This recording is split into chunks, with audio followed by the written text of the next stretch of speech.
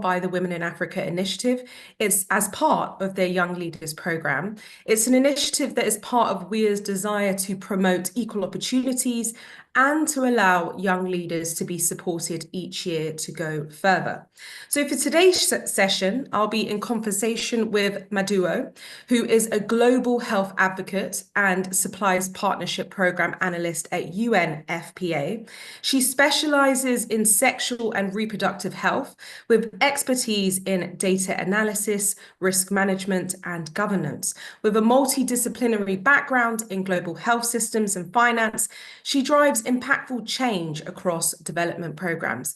Maduo is passionate about empowering women and youth and advancing health equity at both local and global levels. Maduo, welcome to today's webinar. Thank you for having me.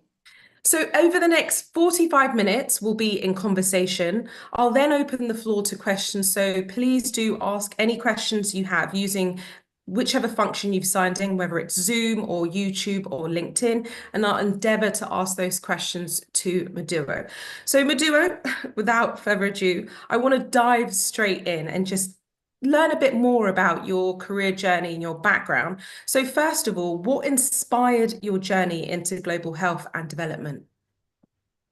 It wasn't always a clear path. I have a predominantly business background.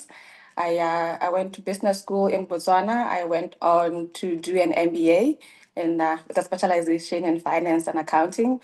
And it wasn't until then that I developed an interest in this. We had this finance and monetary economics webinar where we talked about like different things.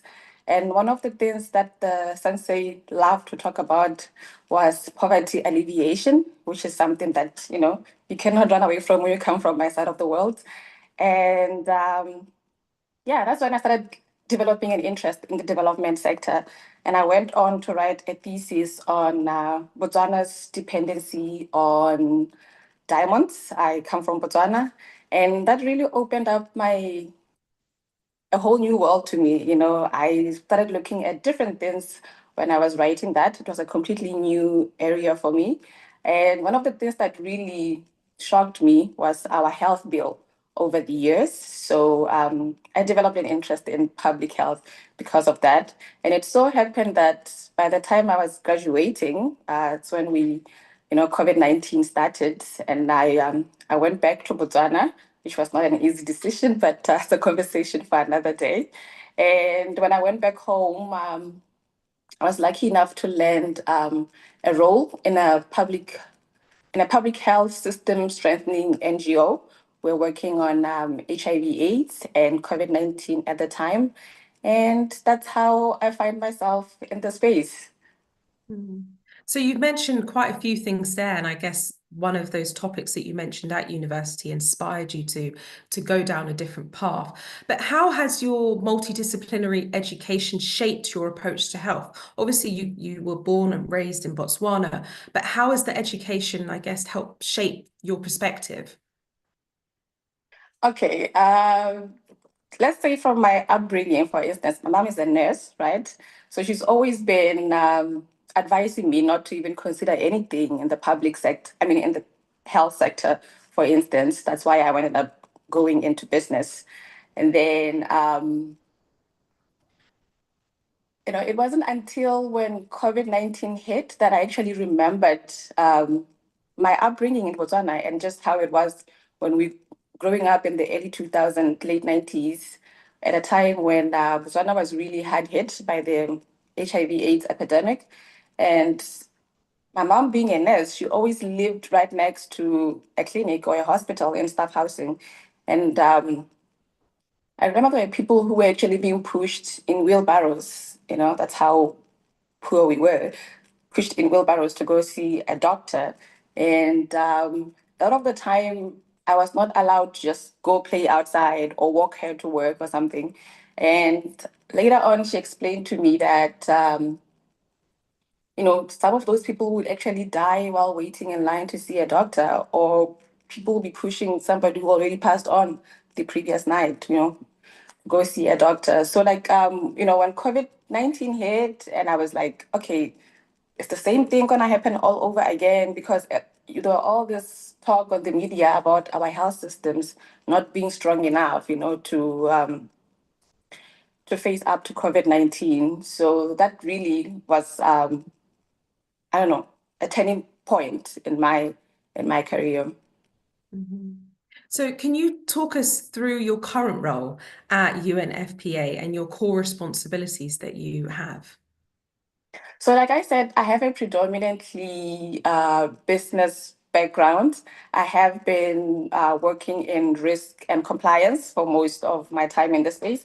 I've also worked in supply chain management. And right now, I'm trying to do something completely new in programs because I've worked in business. I kind of like get the gist of how it works. I kind of get how we think, but being in an NGO space, there was always this divisive voice between our roles. Like I am programs, meaning that I do the technical work of what we do,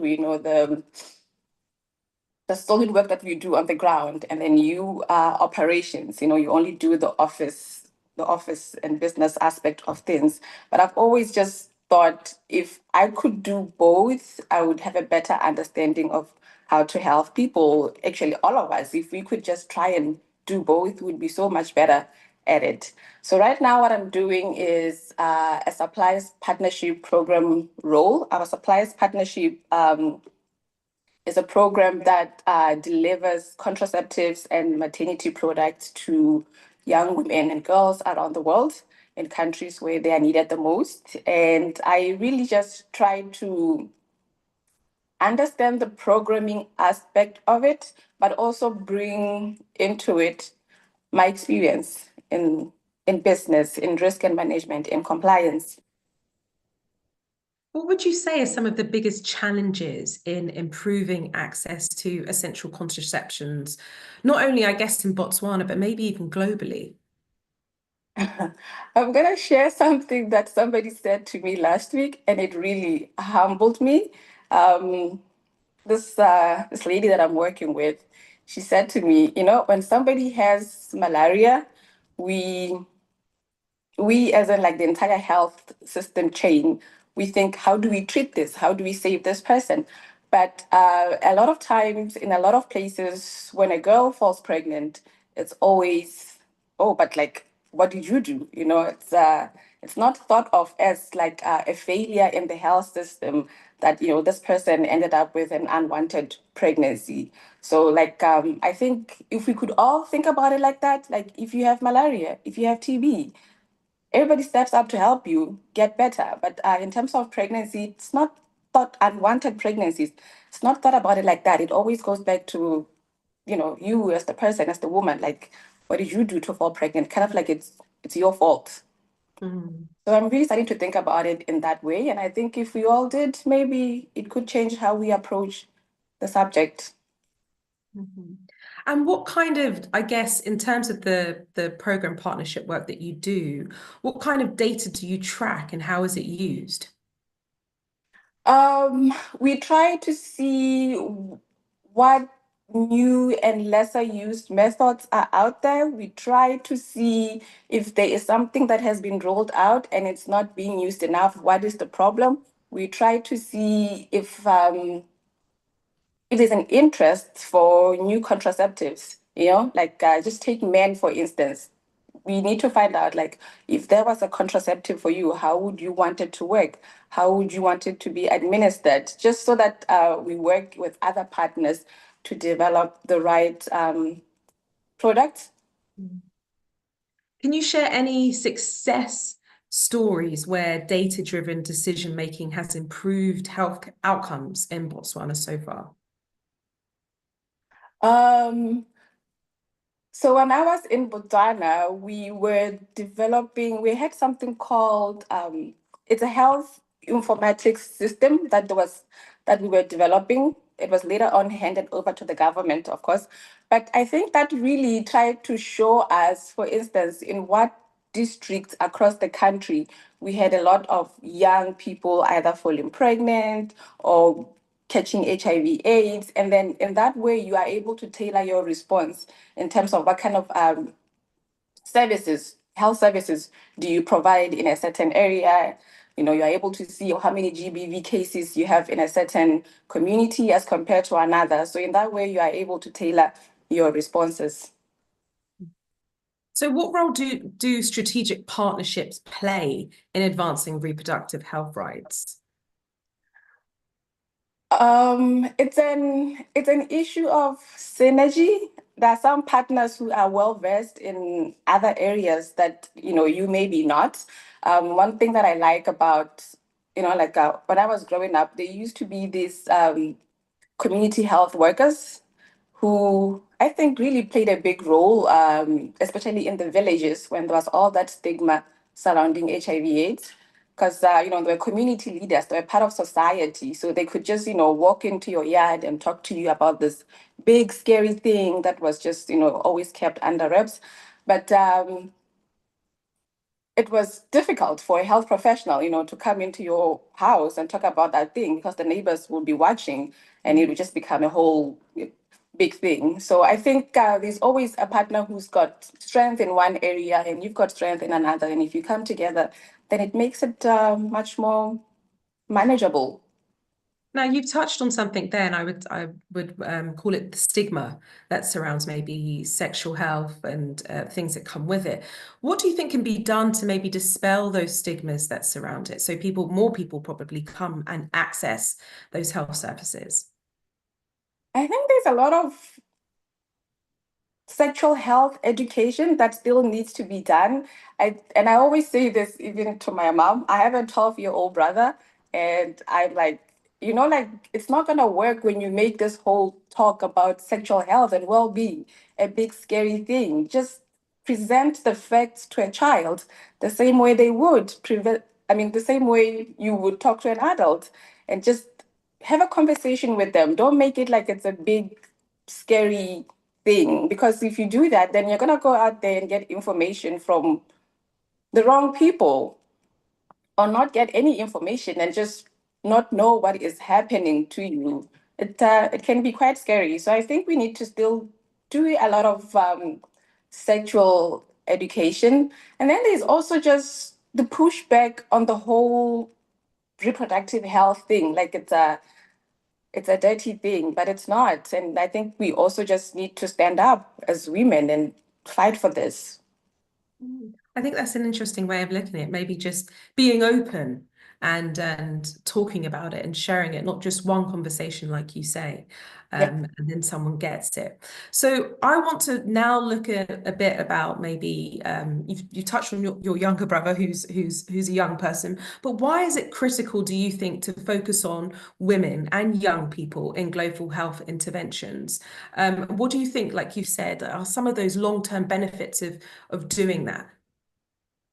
Well, a lot of studies have shown that women and young girls and boys are disproportionately hurt by our health systems. Like there's this famous, I don't know, it's a catchy phrase that people always say: the world is not designed for women.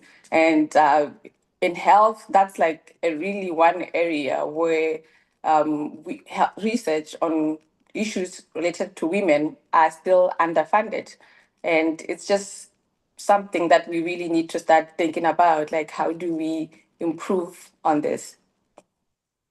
Hmm.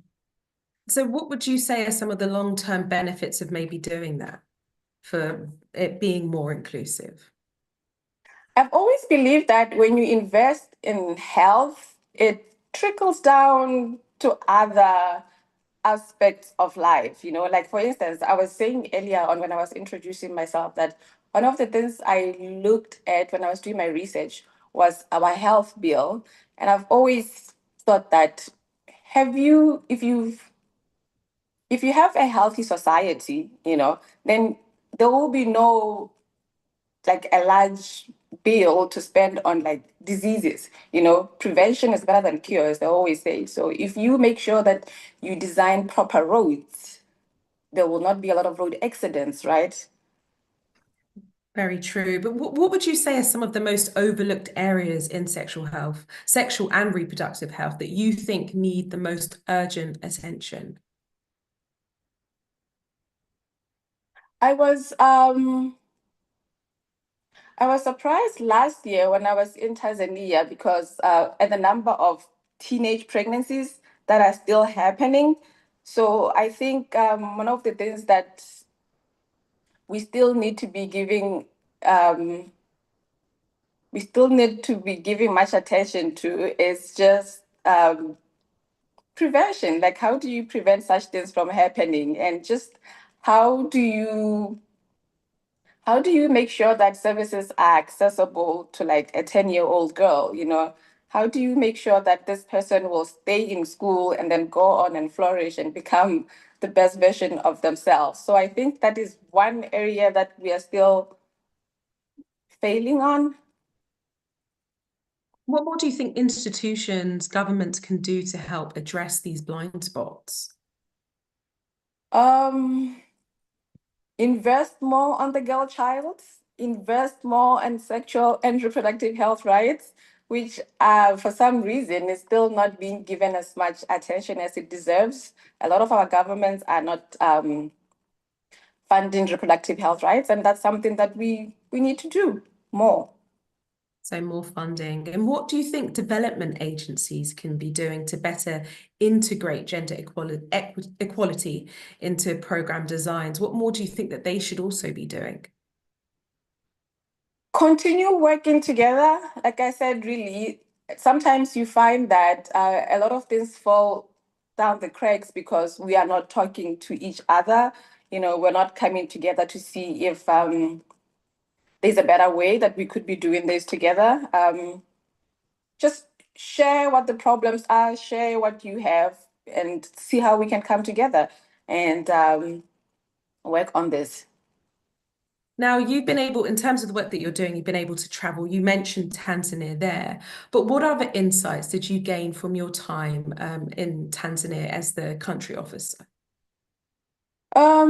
It's the same things I see at home. You know, a lot of young people still remain unemployed. Like unemployment is a really big issue, and I cannot help but think to myself that just as a you know, as a young person, you are at this age when you are supposed to be the most productive. You've got these brilliant ideas and you want to, do something with your life, but you don't have opportunities to do that. It's quite frustrating. And I also say that from my own personal experience that it can be quite frustrating. So really, these are things that we need to be giving attention to. Mm. And how was it different from your HQ role? I think that was in New York. Yeah, I'm still in New York and I'm really I don't know, I really appreciated my time in Tanzania because having been here for 2 years, it kind of like removes you from the work that we do in the field. And I was lucky enough to go to Tanzania and just compare the two. I'm not saying one is better than the other, but it really helps if you have the two perspectives. And for me, it was just how the work in the field, as we call it, is much more hands-on. You tend to deal with the government a lot, the hosting government. You deal with our implementing partners, the NGOs who are out there, helping us deliver on our mandate. So that was very different from what I do in New York. Mhm. So do you believe that having that local context, being there on the ground, does that potentially influence the success of a health program? Oh, definitely, definitely. Because even these programs that we have, that you cannot come as Maduo and say, "Oh, okay, here, do this. Go and implement this." It does not work like that. Programs have to be developed by locals because at some point you will not be there, and they should be able to carry it forward. So it really helps if you understand the local context, and then what the local people are thinking, because people always have the solutions. And then you could offer your insights or guidance, like, okay, I saw this in Botswana or I saw this in Costa Rica.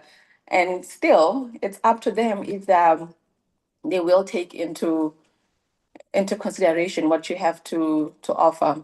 Mm. What would you say are some of the key lessons that you've learned from working both in the field and in a headquarters setting? Hmm. What are the key lessons I've learned? You know, I always felt like I've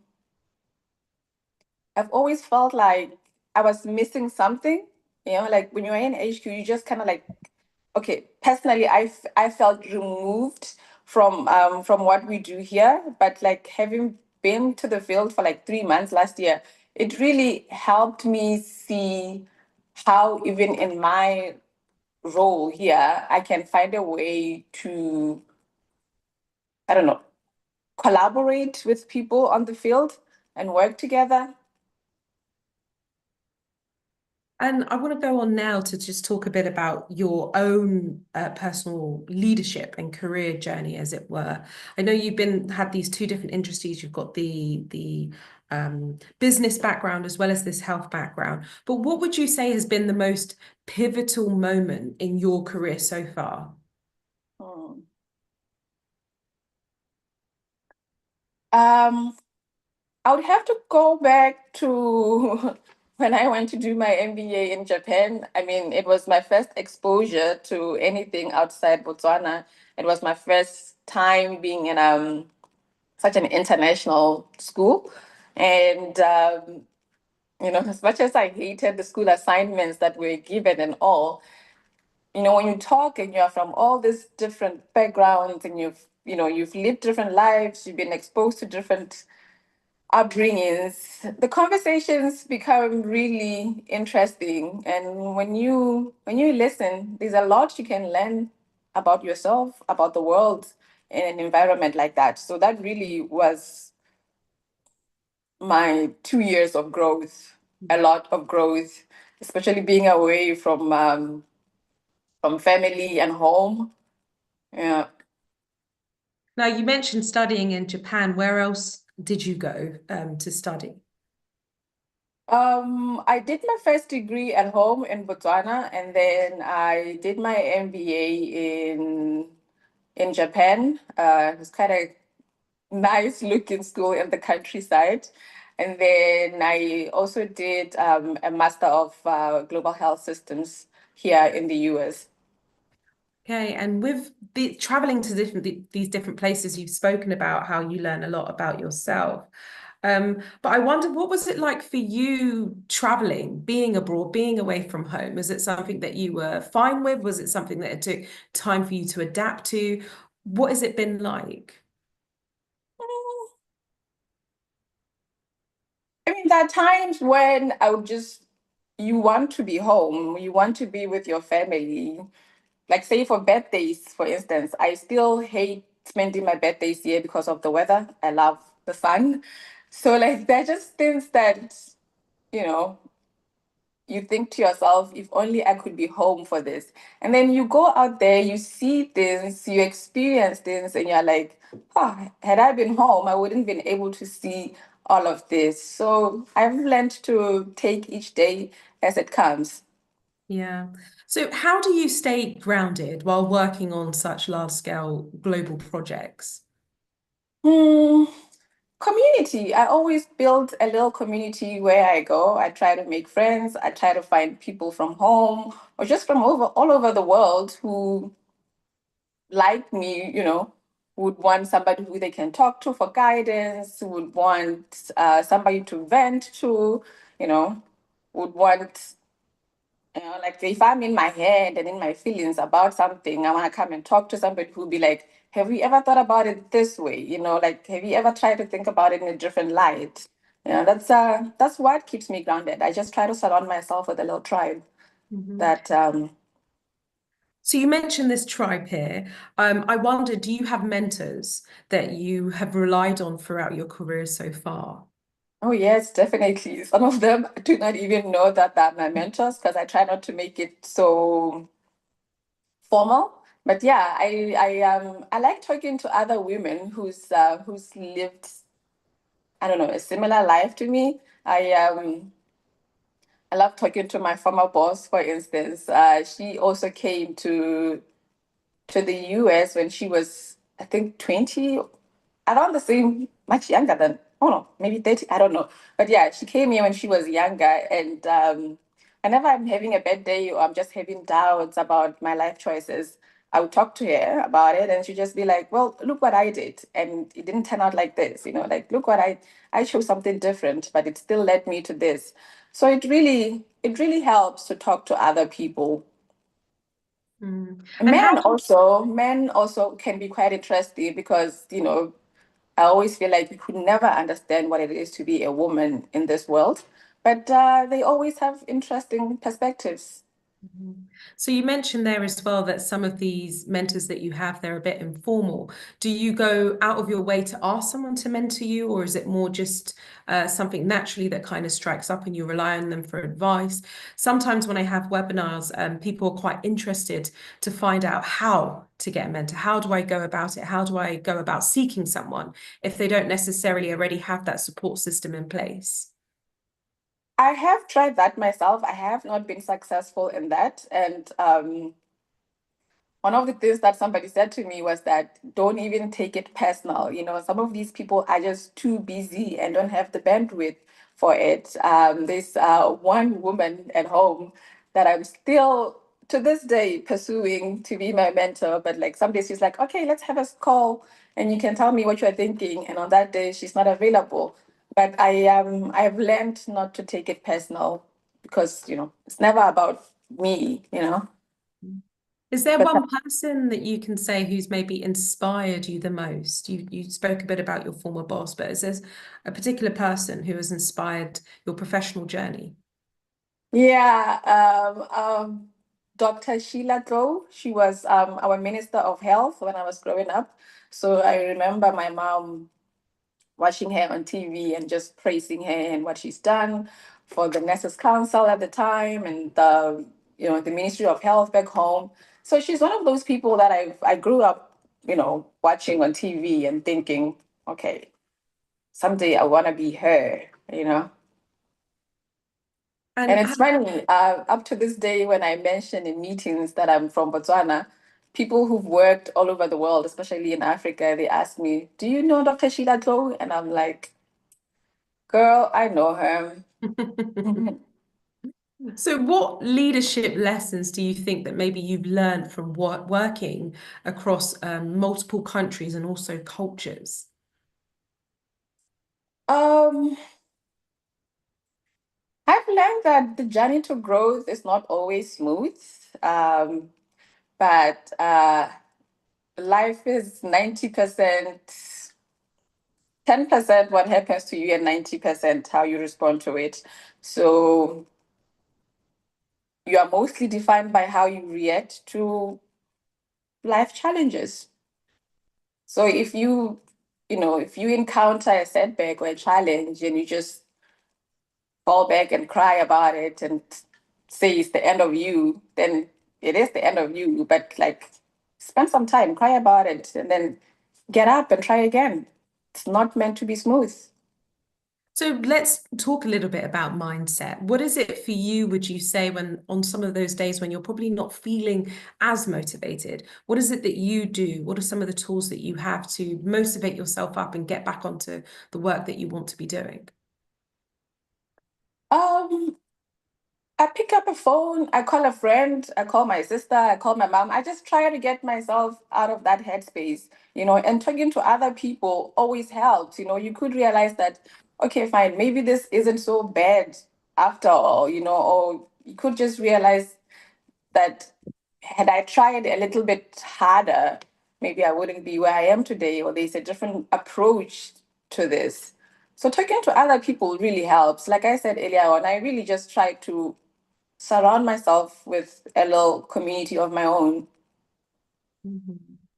And how do you, I guess, when you're in a work setting, you're working you're out in the field or you're in the HQ, Yeah. how do you deal with maybe difficult feedback? How do you deal with maybe any difficulties that might arise from the work that you're doing?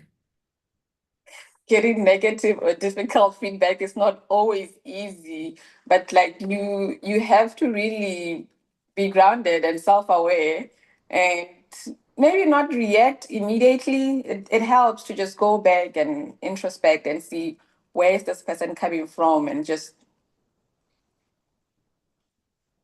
see if it's something that you can work on or if at all that negative feedback wasn't even like something that is true, a true reflection of you. So using it, I guess, maybe to Yeah. improve or looking at it differently. So, how do you stay confident in maybe high stakes situations when you're dealing with maybe top bosses or talking with government ministers or different institutions? How do you stay confident? I really try to own my space and my voice. There's there's a saying in my language. I can't quite translate it to English, but it loosely translates to being forward. And I've noticed that it's an expression that is used mostly for young people. I have never had an adult being labeled as being forward in that way. So I think from an early age, we are just taught to, stay in a little corner, be quiet, don't ask questions, don't be curious. And that kind of it can have a negative effect on anybody, especially as women, because later on when you grow up, you step into a room and you don't feel like you belong. You don't feel confident enough to speak up or ask questions. We tend to shrink ourselves. So I think I try very hard not to fit into such expectations and just challenge the status quo, speak up and take my space. What do you think one habit every emerging leader should build within themselves? Advocate for other women. I hate those places where they'll be like, this is the first woman to do this. This is the only woman in our board. Like how are we going to challenge the status quo and structures that hinder gender equality if you don't bring up other women with you? You cannot just be the only woman there. It's not. It's not normal. Now, you are one of Women in Africa's Young Leaders. You were one of the women that were picked last year. So I want to talk a bit about your journey into that. How did you first hear about it and why did you decide to apply?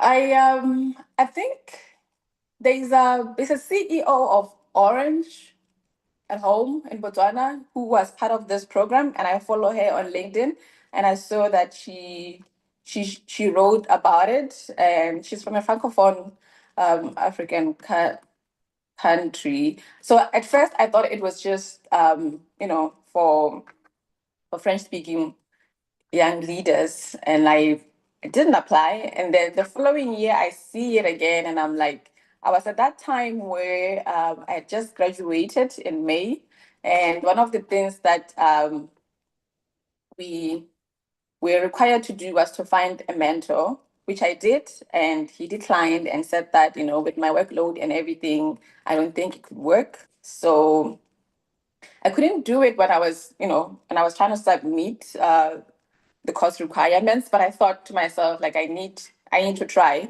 And then when this opportunity came up again, I was like, okay, let me just apply and see where this will take me. And yeah, here we are today. And what was the application process like?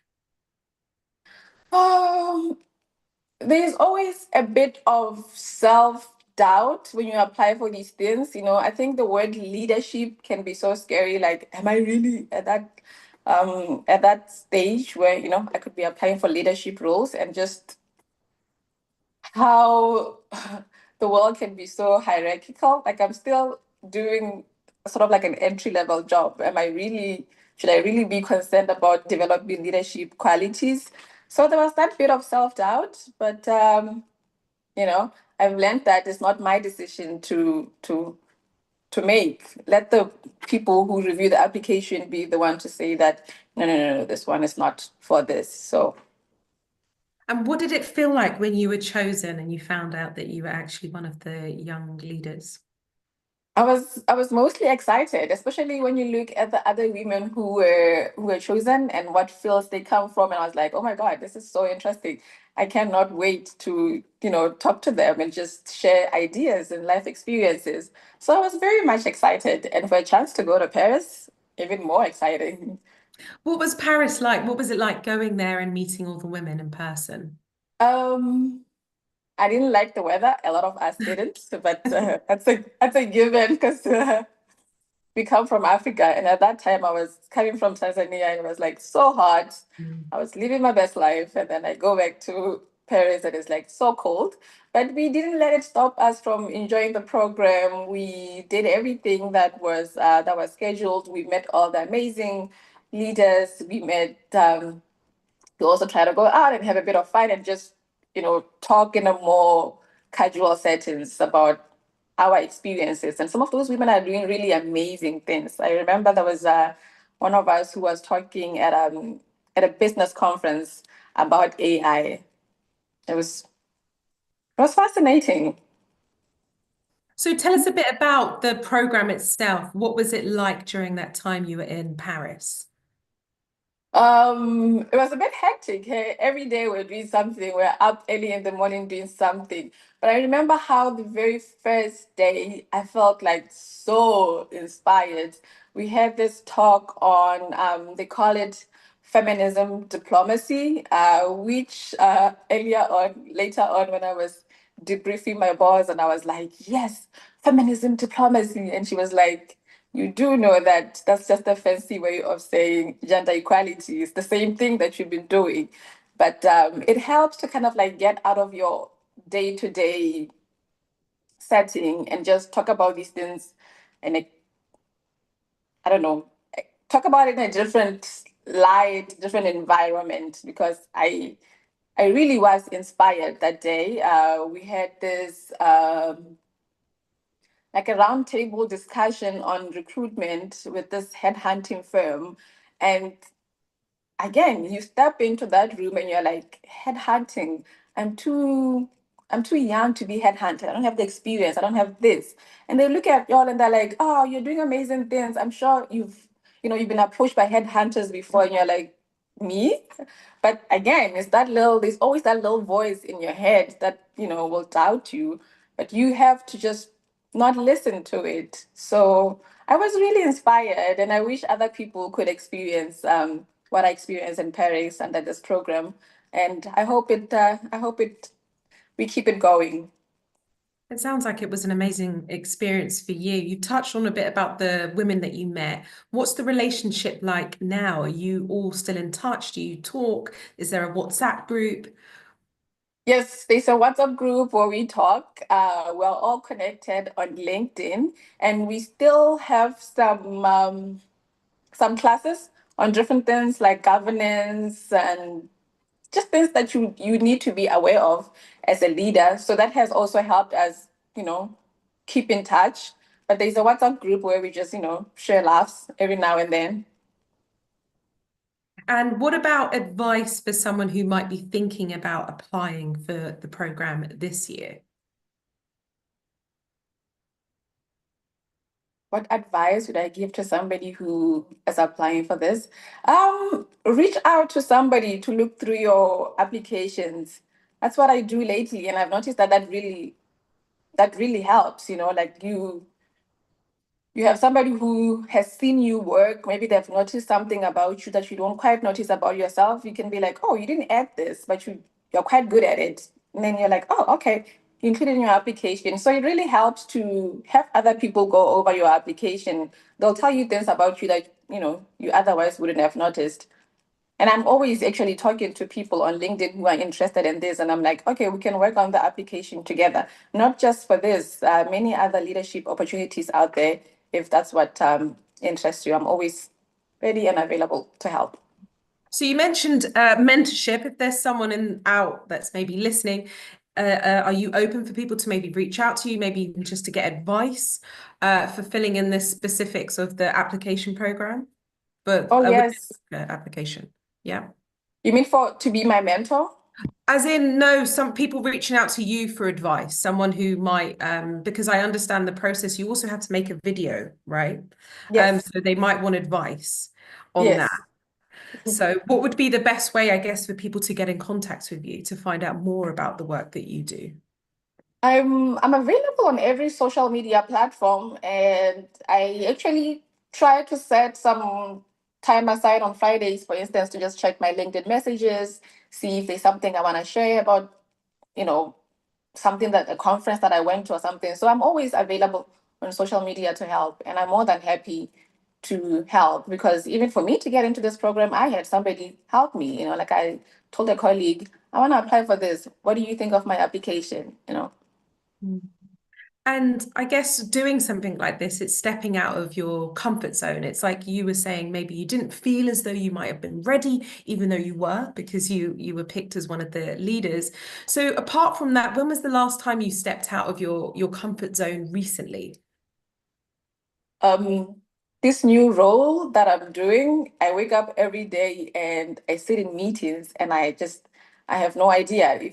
If you can look at my notes, like everything is like I write a word, question mark, question mark. It's a whole new world for me. I understand why we're doing it. I understand what the goal is, but half the time I have no idea why we're doing it the way we're doing it. And it's gonna take some time for me to catch up with everybody else, but you just have to keep trying. Mhm. And how long will you be in this specific role that's in New York? Is there, I guess, are you working towards going back to Botswana to work there? What's your plan? Funny that you asked that. So I'm doing my last year. My contract will end next year in February. And this new department that I'm with is actually moving to Kenya, Nairobi. But because my contract will expire in less than a year, I'm not part of the relocation plans. But I'm keeping my fingers crossed that I do an amazing job and they want to keep me in the team and I can go back to Africa. And go back. That would be amazing. Yeah. Um, I mean, New York has sorry. been amazing. I've learned, I've grown, especially at headquarters. But I think it's time for me to try something else. Mm. And what, Especially when I was in Tanzania last year, I just felt like I could be much more useful, so to speak, there. so would you say that you probably enjoy really being in the field, being on the ground? It was it was fun. It was fun, and the kind of problems that you deal with are very different from what I deal with here at my desk every day. Okay, So, well, I'm going to now open yep. up the floor for the next 15 minutes for questions. I do have a few, so let me just scroll through what I have. Um, and I'll just pick some up. So someone's asking, what's your biggest career lesson so far? You are going to make mistakes. I mean, that's part of being human, but like don't focus so much on that. Learn from it and be better next time. I think we live so much in our heads that you make a mistake and then you become so fixated on it. But you just need to acknowledge that you made a mistake and not be so hard on yourself. Just learn from it and move forward. Yes. Another question is, what's your personal mission statement, if you have one? Oh gosh, a personal mission statement. I guess What what is is it? Do you have a mantra that maybe inspires you to keep going? A few years ago, it was the world is the world is your oyster. Shacket. Uh, that's when I had this, like this energy to just fight for what I want. But lately, I don't know what I can say my mantra is. Yeah. Is there anything that you're waking up and it's keeping you going? I mean, I guess you mentioned there that you're hoping that you do a good job and that you go on to this other role. So possibly it's that that's keeping you going. Now that now that you remind me, I do actually. It's believe, dream, dare, do. That's a good one. Yeah. And now I'm not sure of your age, but I'm being asked, what advice would you give to your 25-year-old self? He's a friend of mine who likes giving that advice a lot, you know. Um, 25. At 25. I think at that age I was probably a little too harsh on myself. I should have tried to enjoy life a little bit more and just take each day as it comes, be kind to myself, and just, keep pushing. It will happen when it happens. Another question is, what's been your proudest yes moment? Hmm. Um, Ever since I went to grad school, I was just so fascinated with the development sector, and it was weird. When I went back home, I was just like, I want to join the UN. I remember, like I didn't even have like a job in mind of what I want to do. I was like, for me, I just want to join the UN. I just joined the UN. And boy, have I applied and applied and applied over the years. If I can count the number of rejections I've gotten, it's a lot. And until, I got that one yes, and I was like, oh, finally. Yeah, that was my proudest yes moment. Just making sure that you just keep going. Yes. Okay, let me just pick one out. What does rest look like for you? So how do you go about making sure that you rest? It changes from day to day. There are times when I just want to sleep, There are times when I want to pick a book and read a book. There are times when I just want to scroll through social media and see what friends and family are up to and what is happening in the world. Sometimes it's a walk, sometimes it's walking my dogs. It differs. Sometimes it's cooking, food from home and just having friends over. We eat, we laugh and cry together. Sometimes it's a night out dancing in town, which these days I come back even more tired than when I left home.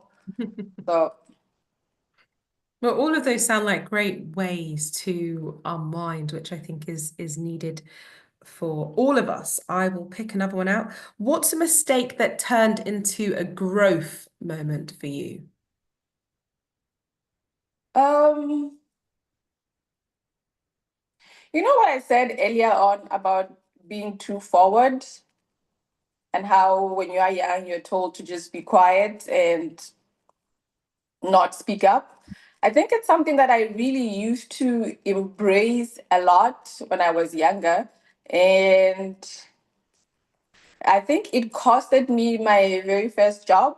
This whole thing of always just speaking up and not knowing when to keep quiet. I think it costed me my first job, but I didn't let it, define me. I was like, okay, fine. So I couldn't keep this job. Then what else? What else can I do? How do I pivot from this?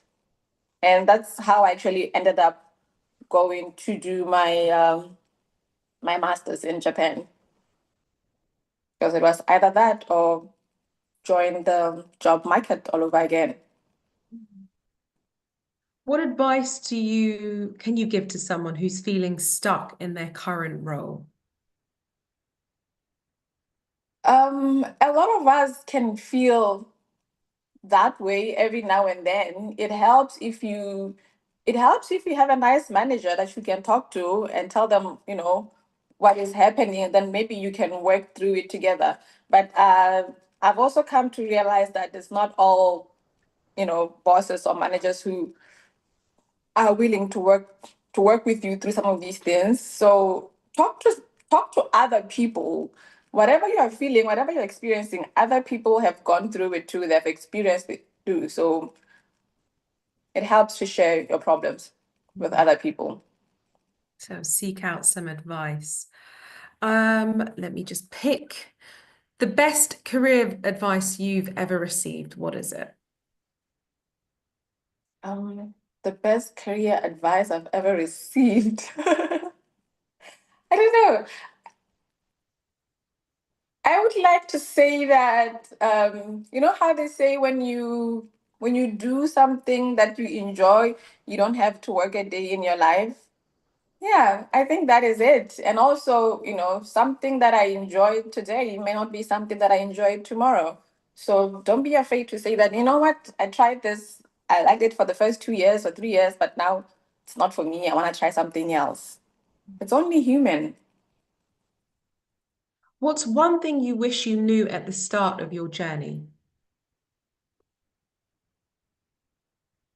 I wish I knew that it wasn't meant to be easy. Yeah.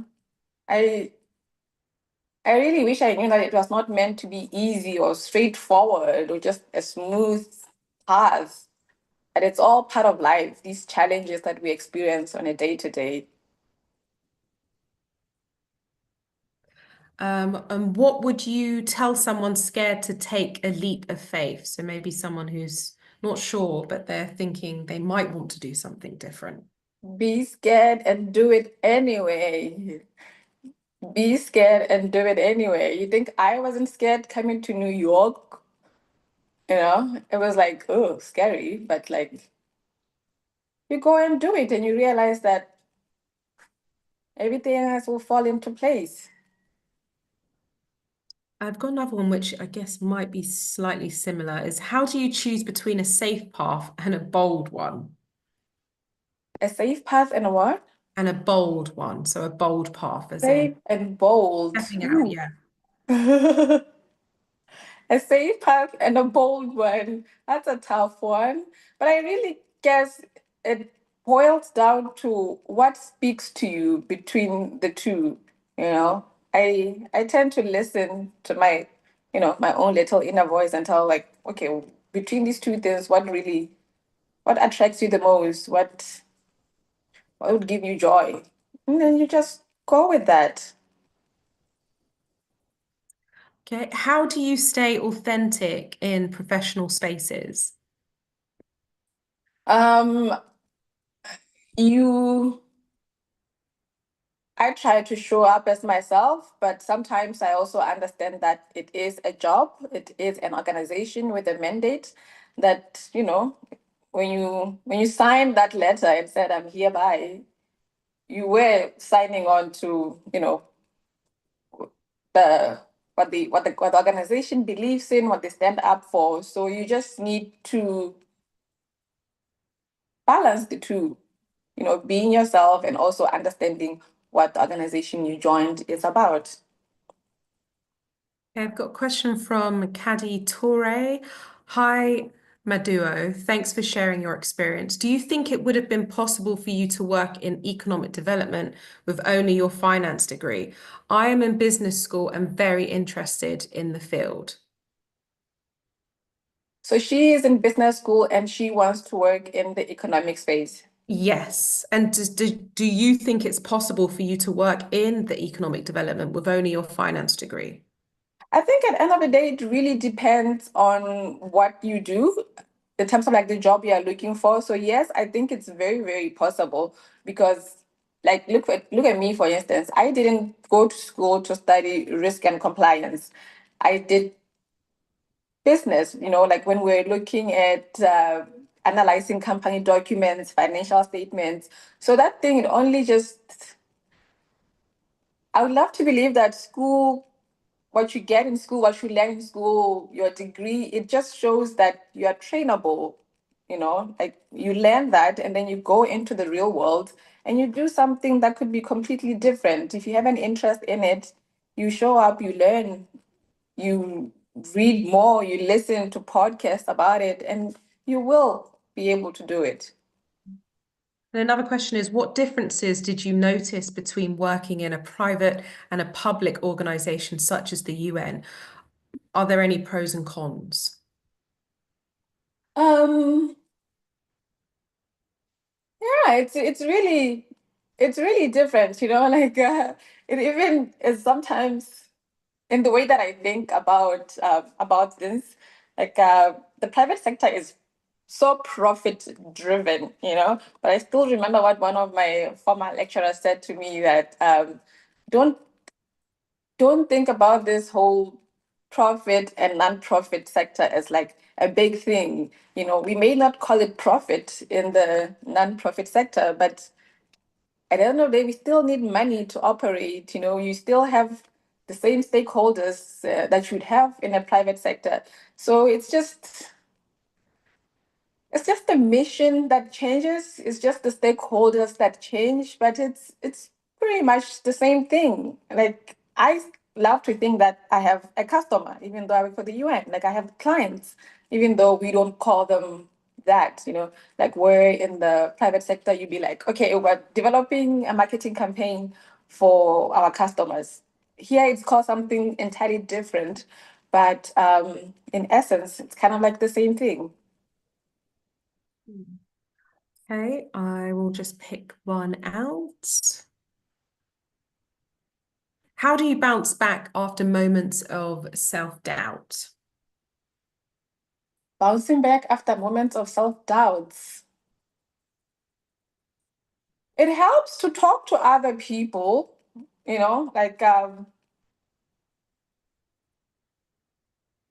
when you talk, let's say you're being given a review at work or something. It helps, like, okay, fine, maybe I did this one thing wrong, but there's so many other things that I got right.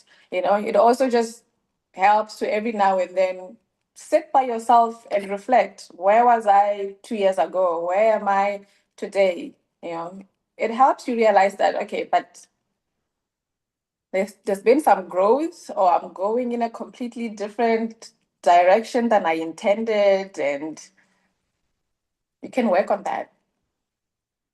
And how has your confidence evolved over the years?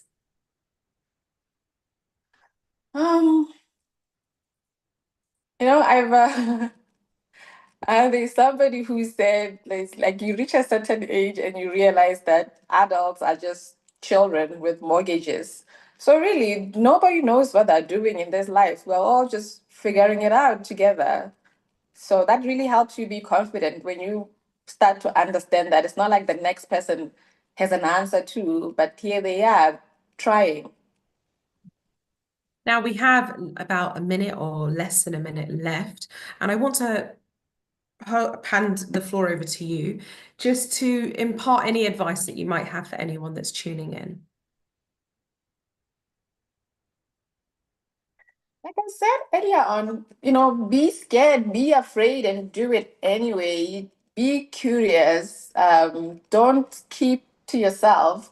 And there's one other thing that was shared to me a couple of years ago, that every time you approach someone, it could be somebody younger than you, somebody who's totally different from you. You should always approach them with the mindset that you're going to learn something from this person, either about yourself, either about the world, either about themselves. But always be prepared to learn something from other people. And I like that. I'm pretty sure I'm not saying it the way he did, but it was impactful when I heard it the first time. Really good advice. Maduo, thank you so much for taking part in this webinar, and congratulations again for being chosen as one of the Women in Africa's Young Leaders. Thank you. Thank you very much. All right. Enjoy the rest of your day. You too. Bye. Bye.